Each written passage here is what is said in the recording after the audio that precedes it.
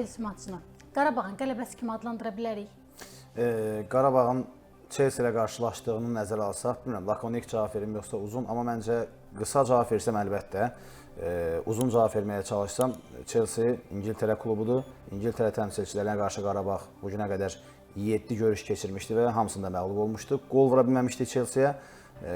İstənilən hansı tərəfdən baxsaq, Chelsea ilə maçda qazanılan bir xal qələbə qədər dəyərlidir. Qarabağ bu dəfə möhkəm müdafiə ilə bir də sürəti ilə seçildi. Chelsea kimi hücumlu potensial güclü rəqib üçün bu nə dərəcədə effektiv idi? Ümumiyyətlə Chelsea-yə qarşı məncə Qurban Qurbanovun seçdiyi taktika olduqca yaxşı idi. Çünki Chelsea-yə qarşı ümumiyyətlə elə bir komandadır ki, sən ona qarşı ancaq hücum oynaya bilməzsən. Yəni Chelsea sürət baxımından əlbəttə ki, Qarabağdan qat-qat üstün və güc baxımından üstün komandadır. Amma bu komandanın da zəif tərəfini düzgün analiz edən Qurban Qurbanov müdafiənin mərkəzindəki futbolçuların çatışmazlıqlarından yararlanıb, oradakı pressinglə, oradakı əks hücumlarla rəqib müdafiəni təzyiqdə saxlamağı bacardı və lazım olan qolları vurdu. Məncə seçilən sistem effektiv və düzgün idi. Chelsea komandasında müdafiənin mərkəzindəki futbolçular Tosin Adarabioyo və ümumiyyətlə bir sol cinah müdafiəçisi kimi tanıdığımız yeni Niderlandlı futbolçunun müdafiənin mərkəzində oynaması, Hatonun müdafiənin mərkəzində oynaması məncə Qarabağ üçün əlavə avantaj idi və xatırlayırıq biz Bilbao səfərindəki Qarabağın Atletik səfərindəki oyununu komandamız Nərmanla başlayıb Camillo Duran cinahda oynamışdı. Amma bu dəfə Qurban müəllim daha fərqli bir üsluba keçdi və Camillo Duranı hücumun mərkəzində oynatdı. Nərman ehtiyatdaydı və cinahlardan Leandronu hətta yarım müdafiənin mərkəzinə, onun önə mövqeyinə Kaydini cinaha çəkmişdi. Bu əslində dəyişikliklər bir qədər gözlənilməz idi. Biz Kaydini daha çox onun önə mövqeyində görürdük. Amma Kaydini əvvəlki dönəmdə gördüyümüz dönəmə bənzətmişdi. Qurban müəllim onu sağ winger mövqeyinə çəkmişdi və Leandronu ortada onun önə mövqeyində oynadırdı. Və Qarabağın ən ciddi məncə Chelsea-yə qarşı üstünlüklərindən biri Marko Yankovicin, hazır Marko Yankovicin meydanda olması idi. Yəni yarım müdafiənin mərkəzinin istər hücum, istər müdafiə planında bu fazalarda çox üstün futbolçu olan Marko Yankovicin start heyətdə oynaması, topu özündə saxlamaq bacarığı, oyunu qurmaq və müdafiəyə kömək etmək, belə deyək də, bacarıqları yenə də öz işini həll etdi və Qarabağın Chelsea-yə qarşı meydanın mərkəzindəki pressinginin əsas memarı məncə yenə Marko Yankovic idi. Sizin qeyd etdiyiniz sual, yəni Qarabağın Chelsea-yə qarşı sürətli, onların sürətli və effektiv oyunun, effektiv üslubuna qarşı əks hücumda oynamaq, pressinglə oynamaq məncə ən düzgün seçim idi və nəticədə məncə gözlənilən idi. İndiki vəziyyətdə nəticənin 2-2, heç-heçə xal olması sırf bu düzgün taktikanın nəticəsidir. Qarabağ müəyyən epizodlarda oyunu nəzarət etməyi bacardı. Sizcə bu Qurban Qurbanovun taktikası idi, yoxsa oyunçularımızın anlıq reaksiyası? Əslində bu çox yaxşı, yəni sual olaraq yaxşı sualdır. Çünki futbolçular var ki, məşqçinin tapşırığına əsasən oynayan oyunçular olur. Yəni məşqçi nə tapşırırsa meydanda ancaq onu edirlər. Belə komandalar var. Məsələn, Simone Inzaghi'nin Interindəki futbolçular konkret olaraq bu məşqçinin tapşırığını yerinə yetirən futbolçu topluluğu idi. Bir də var, özünün fərdi bacarığı və məşqçinin işini birlikdə kompleks yerinə yetirə bilən komandalar və futbolçular. Yəni onlar daha yaxşı seçimdilər. Məncə Qarabağda Qurban Qurbanovun əlbəttə ki Chelsea-yə qarşı xüsusilə hazırlaşması öz yerində. Bir də futbolçularımızın əslində, yəni Qarabağın Chelsea-yə qarşı oynamaq, Qarabağ futbolçularının oynamaq arzusu da burada önəmlidir. Çünki Chelsea İngiltərə təmsilçisidir, dünyanın ən güclü klublarından biridir.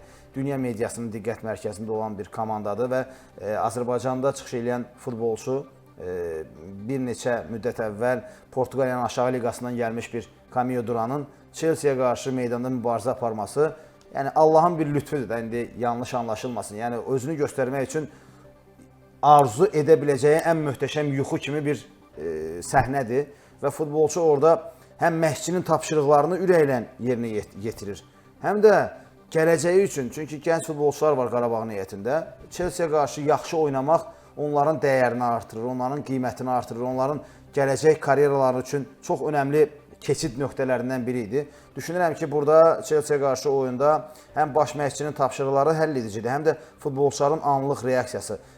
Biz bilirik ki, Marko Yankoviç o tip futbolçudur. Qurban Qurbanovun Yankoviçə xüsusi tapşırıqları ola bilər. Yəni, məsələn, bu futbolçuya yaxın oyna, rəqibin yarımdafiəçisinə bu cəhətləri var, bu mənfi cəhətləri var. Sən daha çox bu cür oynasan daha yaxşı olar. Tipli əlbəttə ki, tapşırıqları var. Amma Qurban müəllim də yaxşı başa düşür ki, Marko Yankoviç hansı üslublu bir futbolçudur. Yəni, əgər Yankoviç öz oyununu oynayacaqsa meydanda, bu mütləq ki, komandaya xeyir verəcək. Ona görə də Marko Yankoviç və digər bəzi oyuncular var ki, onlara xüsusi tapşırığa bəlkə də ehtiyac yoxdur. Amma bəzi oyuncular var ki, onları sən mütləq ki, istədiyin obraza salmalısan. Salmasan, istədiyin nəticəni ala bilməzsən. Məncə Qurbanovun bu oyunda bəzi futbolçular üçün verdiyi tapşırıqlar, ayrıca tapşırıqlar var idi. Məsələn, Leandroya, məsələn, Kadiyə ki, zədələndi, təəssüf ki, 8-10 həftəlik sıradan çıxdı. Və ya Camillo Durana, məsələn, biz Camillo Duranı bugün Qarabağın Chelsea qarşı oyunda necə formada bir oyuncu kimi gördük. Yalnız oynadığın zona üzrə dayanmadan pressingə tapşırığı var idi, böyük ehtimalla. Çünki Chelsea-nin müdafiəsinin mərkəzində oynayan futbolçuların hər ikisi təzyiqə tab gətirməyən, müdafiədə tez-tez səhvlər etmək ehtimalı olan futbolçular idi və Camillo Durandan sən dəqiq zərbə endirməlisən, şans düşəndə qol vurmalısan tapşırığı yox, o müdafiəçiləri daim təzyiq altında saxlamalısan tapşırığı hiss olunurdu və bax, o bəzi futbolçular yenə deyirəm ki, var ki, onlara məxsusi tapşırıqları var idi. Bəzi oyuncular isə sən meydana çıx, hər zamanki performansının ən yaxşısını göstərməyə çalış demək kifayət edir. Yankoviç misal üçün onlardan biridir. Durandan danışdıq, Camillo Durandan danışdıq. Bir şey qeyd edək. Qarabağda həqiqətən də çox gözəl performans göstərdi. Amma 60 dəqiqə oynadı.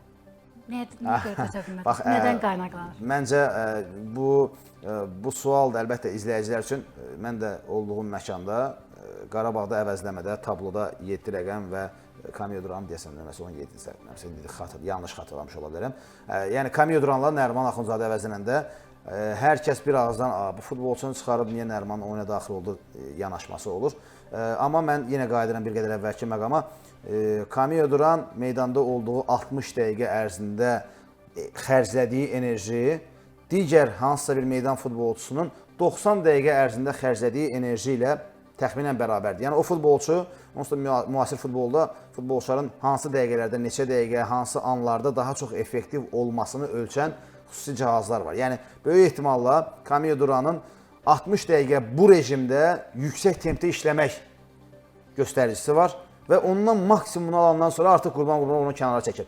Ola bilər futbolçu özünü yükləsin, daha çox qaçmağa çalışsın, amma bu ona ziyandır. Yəni o dəqiqəyə qədər maksimumunu eləyəndən sonra Duranı meydandan çıxarıb yerinə Nərimanı oyuna daxil etdi və məncə Nəriman üçün də bu bir siqnal olmalıdır ki, bax sənin oyuna daxil olduğun, yerinə daxil olduğun futbolçu meydanda nə qədər işlədi və fikir verdiysə Nəriman oyuna daxil olanda sanki Camillo Duranın etdiyinin eynisini etməyə çalışırdı. O da öndə pressing edirdi, çalışırdı ki, ələ düşən imkanlar zamanı maksimum rəqibin müdafiəsini sıxmağa çalışsın, hansı ki bir epizodda onun ötürməsindən sonra oyunun son anları da artıq Aleksey Kaşukun zərbəsindən sonra top qapıçının üzərinə getməsəydi, bəlkə də Qarabağ 3 hesablı qələbə qazanacaqdı. Yəni, faydalı iş əmsalı məsələsi var. Ona görə də məncə Qurban Qurbanov bu komandadakı bütün futbolçuları əminəm də, yəni buna heç bir şübhə yeri yoxdur ki, hamımızdan çox yaxşı tanıyır. Yəni, istənilən azarkeşdən, ürəyi Qarabağla döyünən ən mütləq azarkeş varsa, ondan daha çox Qarabağ futbolçularını tanıyır. Ona görə də komanda üçün ən yaxşısını məncə orada etdiyini düşünürəm. Çünki meydanda qalan futbolçu əgər o müdafiəçiləri təzyiqdə saxlamırsa, istər-istəməz o müdafiə xətti yavaş-yavaş mərkəzə qədər gəlir. Sənin qapına gəlir. Yəni, Lord desək, daha çox qüvvə ilə üstünə gəlir. Amma sənin hücumçun rəqib müdafiə xəttini təzyiqdə saxlayırsa, onlar sənin ən azından belə deyək, ən sadə dillə, sənin üzərinə az güclə gəlirlər. Ona görə də Nərimanı Aleksey Kaşuku mübarizəyə qoşdu. Hətta Aday da oyuna daxil oldu Kadinin əvəzinə, zədələnən Kadinin əvəzinə. Öndəki futbolçularımız Chelsea-nin bir neçə oyunçusunu məşğul etdi ki, onlar tam qüvvə ilə üzərimizə çox gələ bilmədilər. Bəli. Qarabağda yerli futbolçularımız çox yaxşı oynayır. Bəhlul olsun, Elvin olsun. Nərimanda niyə alınmır?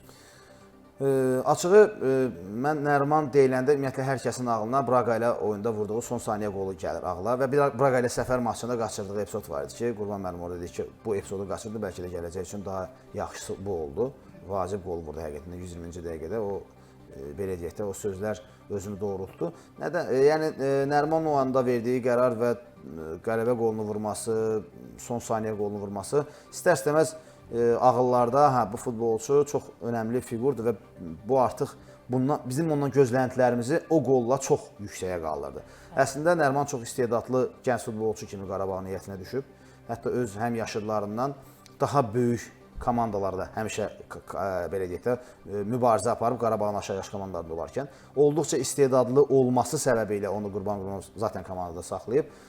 Çox üstün keyfiyyətləri olan bir futbolçudur. Sadəcə Qarabağda oynamaq çox böyük məsuliyyətdir. Yəni Qarabağdan gözlənti olduqca yüksək olduğu üçün təsəvvür edin ki, bizim Azarkeş Çempionlar Liqasının tarixində ikinci dəfə çıxan, 8 il sonra çıxan komandadan Çempionlar Liqasının play-offunu gözləyir, 8-də birini gözləyir. Yəni biz o qədər o gözləntiləri yüksək səviyyədə tutmuşuq ki, Azərbaycanlı futbolçulardan da legionerlərdən gözlədiyimizin eynisini gözləyirik. Amma nəzərə almaq lazımdır ki, hər çempionatda belədir böyük ehtimalla. Əgər biri kənardan gəlib işləyirsə, deməli o səndən daha çox bacarıqlı olma ehtimalı var ki, o dəvət olunur. Yoxsa elə hamı Azərbaycanlı futbolçu da oynayır.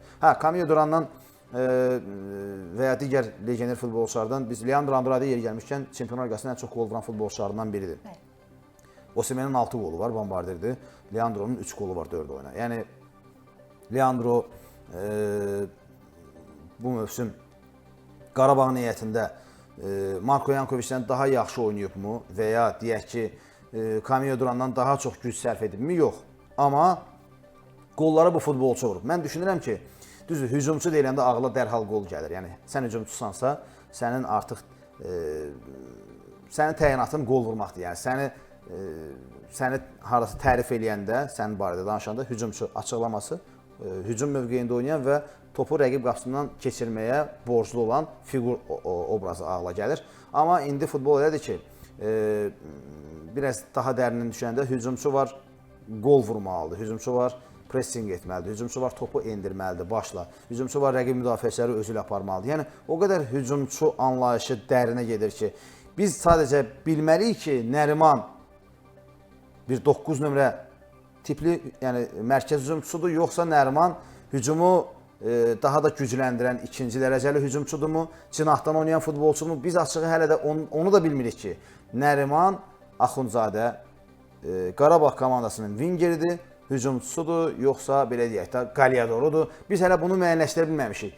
Nəriman Axundzadə Azərbaycan çempionatında bombardir olanda, yəni qollarının sayını 20 həddinə çatdıranda biz artıq ondan daha çox qol gözləyə bilərik. Amma indi bu futbolçu Braqa ilə maçda həlledici qol vurub deyə daha sonra topları qaçıranda biz ondan əlbəttə ki, tənqid edirik. Mən düşünürəm ki, təbii tənqid inkişafa gətirən bir məqamdır. Psixoloji olaraq futbolçu o qədər güclü olmalıdır ki, tənqidlərdən inciməyib, tənqidlərdən nəticə çıxarmağa bacarsın. Çünki heç kimin Nərimandan şəxsi qərəzliyi yoxdur, əminəm ki, azarkeşlərin. Əksinə onlar istəyirlər ki, daha yaxşı olsun. O daha yaxşı olduqca Qarabağa daha çox xeyir verəcək. Məncə zamanla ümid edirəm ki, o potensialını açacaq ki, aça bilməsə təəssüf ki, Qarabağda onun hansısa futbolçunun qalma ehtimalı da yoxdur, mən belə düşünürəm. Nərimanın bu qədər populyar olmasında sizin o məşhur şərhiniz nə qədər önəm daşıyırsınız? Yox, indi mən o tərəfdən əlbəttə onu düşünmürəm. Ola bilsin, belə deyək də, insanların yadında həmin o qolda Nərimanın vurduğu qolun daha çox yaddaşlarda qalması. Mən düşünürəm ki, orada mən yox, başqa bir şərhçi də olsaydı, Nərimanın 120-ci dəqiqədə o qolu vurması və qələbə qolu olması zaten onu önəmli, yaddaşlarda önəmli şəkildə saxlayacaqdı. Bir balaca bəlkə də, nə bilim, rəng qatılmış olub, bir balaca bəlkə də, nə bilim, o qolun obrazlı şəkildə ifadəsi olub. O qədər də önəmli deyil mənim, yəni o qola verdiyim reaksiya. Düşünürəm ki, hələ Nəriman bundan sonra Çempionlar Liqasında bəlkə də elə qol vuracaq ki, ondan daha çox yadda qalacaq. Mən bunu arzulayıram şəxsən Nərimana. Qurbanovun 2017-ci ildə çıxışında bir açıqlama verdi ki, rəqibə uduzmaq yox, rəqibin bizi zəif görməsi daha pis təsir elədi. Bəs sizcə bu oyunda Qurbanov həm Chelsea, həm də Avropaya özünü göstərə bildi? Əlbəttə, mən də o gün bizim verilişdə bu barədə Fərid Ramazanova danışarkən də qeyd etdim ki, həmin o görüntülər indi daha çox tirajlanır. Qurban Qurbanovun 8 il əvvəl Chelsea ilə maçdan sonra verdiyi açıqlama. Yəni bu əslində Qurban müəllim çox təcrübəli, yəni illərdir, 20 ilə yaxındır ki, Qarabağın baş məşqçisidir və istənilən o Avropa sınağını, istər haqsızlıq, istər qələbə, istər məğlubiyyət, onların hamısını yaşamış biri kimi. Əminəm ki, indi də baxanda həmin o reportaja və yaxud da müsahibəyə yaxşı ki, zamanında o cür məğlubiyyətlər yaşamışıq deyir. Çünki həmişə biz bəzən qəbul eləmirdik. Məsələn, bəzən də hətta bunu azarkeşlər düzgün qəbul elə bilmirdilər ki, Qurban Qurbanov mətbuat konferanslarında həmişə eyni sözləri deyən insanlar var. Yəni, bu da normaldır əslində. Qurban Qurbanov bildirir ki, biz məğlubiyyətlərdən nəticə çıxarmalıyıq. Komandam yaxşı oynadı və biz məğlubiyyətlərlə böyüyürük. Bəzən biz deyirdik ki, bu böyümək nə qədər olacaq? Qurbanovun komandası zaten Azərbaycanın ən güclü komandasıdır. Bu nə vaxt böyüyüb qutaracaq ifadəsi var. Ümumiyyətlə, futbolda mən belə başa düşürəm ki, artıq 20-30 ildir futbola baxırıq da. Mən əminəm ki, əksəriyyət düşünür ki, müasir futbolu görəndən sonra futbolda heç vaxt böyüyüb qutarmırsan. Sən futbolda böyüdüyünü düşündüyün anda, dayandığın anda mütləq ki, kiçilirsən. Ona görə də hər məğlubiyyətin Chelsea ilə məğlubiyyətə konkret olaraq getsək, 0-6 və 0-4 hesabları düzmüşdük Chelsea. Ümumilikdə 2 oyuna 10 gol buraxmışdıq. Mən əminəm ki, bugün Qarabağın yenidən Chelsea ilə qarşılaşmasında o böyük hesablı məğlubiyyətlərin çox önəmi var. Yəni,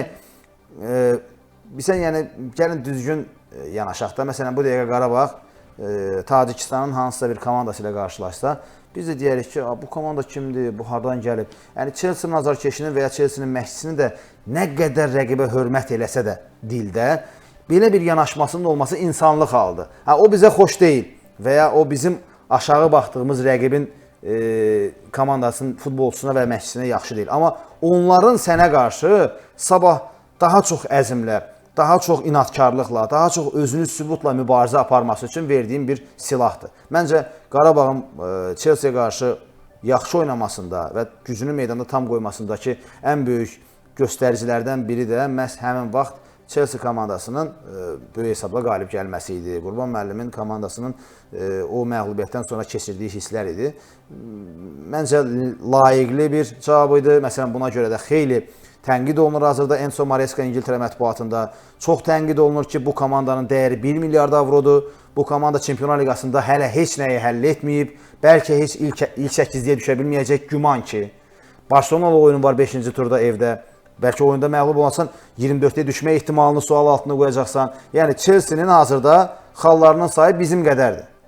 Yəni, ona görə düşünürəm ki, Enzo Maresca məğlubiyyəti o qədər də rahat qəbullanmamışdı verdiyi. Sonra Qurban müəllimlə görüşərkən də görsən ki, bir balaca məyusluq hiss olunur və özünü alçalmış sanki kimi hiss edir. Amma yəni, gərək bükə bilmədiyin əldən öpmə ifadəsi var da. Yəni, Qarabağ həqiqətən Chelsea-yə qarşı çox yaxşı mübarizə apardı, çox inamlı mübarizə apardı. Heç kimə Çempionlar Liqasında xalı hədiyyə eləmirlər. Burada döyüşməsən, mübarizə aparmasan, rəqibə qarşı taktika qurmasan mümkün deyil. Ona görə də mən belə başa düşürəm ki, Qurban Qurbanov buna qədər Benfica, Kopenhagen maçlarında zaten məşqçilik dühasını ortaya qoymuşdursa, Chelsea-də qazanılan xalın da onun məşqçi kimi nə qədər önəmli bir olması faktını ortaya çıxarmış oldu. Qarabağın bu səviyyədə mübarizəsi Azərbaycan futbolu üçün nə deməkdir? Bu bizə gələcəkdə hansı mesajı verir? Bu da Azərbaycan futbolu naminə yaxşı bir toxunduğumuz məqamdır. İstənilən komandamızın Avropada uğur qazanması Azərbaycan futbolu adından müsbətdir. Bu söhbət təkcə Qarabağın əmsallar cədvəlində ölkəmizin reytinginə xal yazdırması deyil. Bu həmçinin Azərbaycan futbolunun inkişafı üçün çox önəmli təkandır. Nə baxımdan? Məsələn, Qarabağ Çempionlar Liqasında mübarizə aparırsa, istər-istəməz digər komandalarımızın hədəfini böyüdür. Məsələn, sən əgər Qarabağ Çempionlar Liqasında yarışan bir komandasınız və sənin daxili çempionatında mübarizə aparsa, sən onu məğlub eləmək üçün nə qədər güclənməli olduğunu düşünürsən və klublarımızın Avropa futboluna yaxınlaşmasını sürətləndirən məqamdır. Sırf Azərbaycan millisi, Azərbaycan futbolu, Azərbaycanlı futbolçuların inkişafı üçün. Bu da çox önəmli məqamdır. Məsələn, Azərbaycanlı futbolçular oynayır hazırda Qarabağın heyətində və əsas heyətdə oynayır Çempionlar Liqasında. Hətta Elvin Cəfərquliyev Çempionlar Liqası tariximizdə Azərbaycanlı futbolçunun ilk MVP, yəni ən dəyərli oyunçu seçildiyi bir tarixi yaşadıq. Bu bir neçə il əvvəl inanın ki, yuxumuzda belə görə biləcəyimiz reallıq deyildi, rüya deyildi. Yəni Azərbaycanlı futbolçular üçün Çempionlar Liqasında mübarizə aparmaq, Qarabağın irəliləməsi, sabah Elvin Cəfərquliyevin başqa ölkədə çıxış etməsinə, bir növ Azərbaycanlı futbolçuların ayağının Avropaya açılmasına, Azərbaycan millisində çıxış edəcək, gələcək oyunçuların karyeralarına birbaşa təsir edən məqamdır. Yəni, necə Gürcüstan millisindən danışanda Gürcüstanlı futbolçular əksəriyyəti milli komandanın əksər oyunçuları xaricdə oynayır. Bu, Gürcüstan futbol adına futbolçuların qazancı tərəfindən baxmaq olmaz axı. Futbolçular orada oynayırsa, deməli, Gürcüstan futbolu ilə bağlı bir anlayış formalaşır. Qarabağın Çempionlar Liqasındakı mübarizəsi Avropalının və ya dünyalının beynində Azərbaycanda futbol oynaya bilirlər və Azərbaycanlı futbolçularda potensial var anlayışını ortaya çıxarır. Yoxsa səninlə bağlı bu dəqiqə heç kim üçün maraqlı deyil Azərbaycanda futbol var yoxsa və futbolçu seçimləri edən menecerlər üçün Azərbaycan çox da üst tutulan bazar deyil. Amma sabah Bəhlul Mustafazadə, Elvin Cəfərquliyev, Tural Bayramov və ya meydana çıxan Nərman Axundzadə, Azərbaycanlı futbolçuların hansısınınsa biz Avropada uğurlarını görəcəksə, necə ki bunu biz Kvaratskhelia-da görürük. Gürcülər bu dəqiqə diqqət mərkəzindədir. Kvaratskhelia oradan çıxıbsa, Gürcüstan futbolunu yetirməsidirsə, deməli orada bir potensial var. Azərbaycan futbolunda da potensiallı gənclər var. Oradan da istedadlı oyuncular çıxır formulunu müəyyənləşdirmək üçün Qarabağın bu çəkdiyi əziyyətin çox böyük önəmi var. Həm klub adına inkişaf edirlər, özlərini inkişaf elətdirirlər, Avropa komandasına çevirirlər, həm də Azərbaycan futboluna bax bu cür xidmət edirlər məncə.